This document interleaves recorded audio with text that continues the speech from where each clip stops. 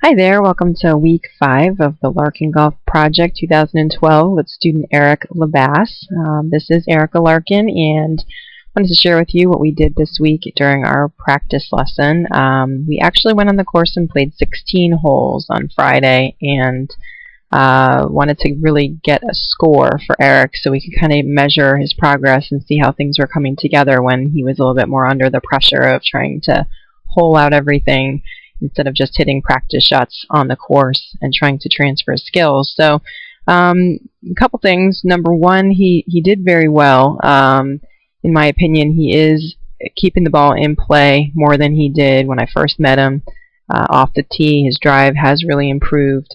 But unfortunately, this particular day, his left foot was hurting him a little bit. So he was pretty good during the early part of the round, but as he started playing more holes, he was starting to fall back a little more and more on his right foot through the swing, and that was causing him some problems, especially from the fairway with some of his iron shots.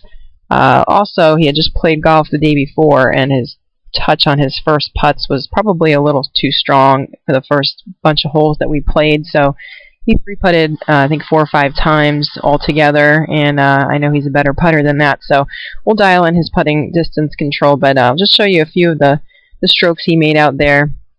This was on the 15th hole. We didn't really play the holes in order, but he hit a pretty good shot there. It ended up on the right side of the fairway. You could see his lower body kind of spun out a little bit, but he did make it to his front leg.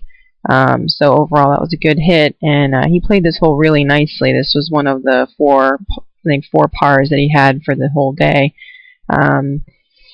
He hit the second shot here, and actually, even though he looked like he was aiming a little bit right, this ball ended up drew quite a bit, and he ended up hitting the ball kind of probably on the right side of the green. It rolled all the way across to the left with the slope and the spin that he put on the shot. So we're still going to try to work on neutralizing the spin that he sees on some of those iron shots. Here's a chip he had from the far side of the green across. He'd used a nice little 8-iron, which is a shot we worked on the previous week, and he actually almost holed it. As you can see, I got very excited. And he made that little putt for a par, so that was a nice par 4. This is another hole he played later on. This was the 6th hole. It's a par 5, and the tee shot was really, really nice, ended right in the middle of the fairway.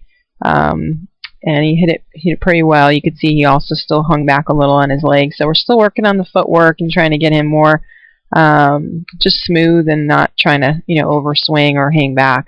He had trouble from this position. He tried this shot, and we talked about aiming to the far left bunker, not all the way on the left, but the one next to the green, and getting the ball down there in play so he could hit a wedge up. But he hooked this one, and he ended up in some trouble on the left, punched out, chipped onto the green, and I think made a bogey when it was all said and done. So good recovery from a not-so-good second shot position. And last but not least, this is just a little par 3 hole that he played. And actually, I'll show you what he did here. You could see his practice routine. He's committing to a nice practice swing. He was aimed way to the right, and I didn't say anything, and he actually stopped himself, and he reset. So he felt it, and he backed off the shot, which probably before he would have maybe not have done that. So I was proud of him for really sticking to his routine and trying to watch his alignment. Eric really likes to play whatever ball flight he's playing, so if he sees he's kind of hitting a big draw with his irons, he's going to aim right and kind of draw it into wherever the flag is. In this case, he ended up in that front bunker, made a beautiful bunker shot out, and actually putted it in for a par, so he did really nicely on this hole. So it was kind of up and down like that all day. He'd get into trouble once in a while or hit a bad second shot and end up taking, an extra putt where he didn't want to. So lots of bogeys, a few double bogeys, and about 3 or 4 pars. I think for 16 holes he ended up 22 or 23 over par. So we did hole out every hole, and a few times he hit extra shots just for practice, but I was really pretty happy with his performance out there, and I look forward to doing a couple last sessions with him next week in week number 6. I will definitely keep everybody posted on the final progress and give you a good summary next week on how we did, but I'll just leave you with a view of one more time of one of his good drives today, and I look forward to hoping to connect with you guys next week in week number 6. Thanks so much for watching and listening today. The Larkin Golf Project 2012. Thank you.